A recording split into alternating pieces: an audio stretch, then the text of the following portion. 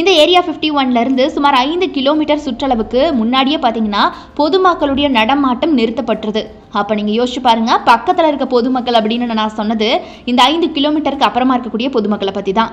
எந்தவித விமானங்களும் அதாவது வாகனங்களும் அதை தாண்டி உள்ள நீங்கள் போகவே முடியாது.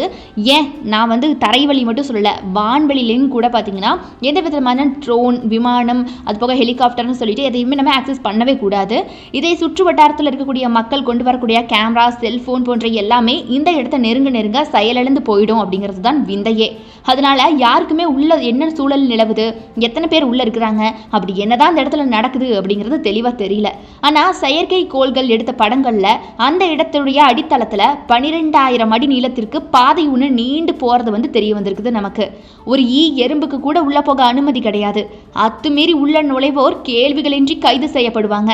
அது போக இந்த இடத்தை பாதுகாக்கக்கூடிய காவலர்கள், அதாவது கேமோஜூட்ஸ்ன்னு சொல்லக்கூடிய அந்த காவலர்கள் பார்த்தீங்கன்னா இராணுவத்தையோ காவல்துறையோ சேர்ந்தவங்க இல்லை, ரகசிய பாதுகாப்பு படையை சேர்ந்தவங்க தான் இவங்களை பற்றி இன்னைக்கும் கூட தகவல்கள் தர அமெரிக்க அரசு மறுத்துட்டு வராங்க அப்படிங்கிறது தான் பார்த்தீங்கன்னா இந்த இடத்துல சுவாரஸ்யமான விஷயமே.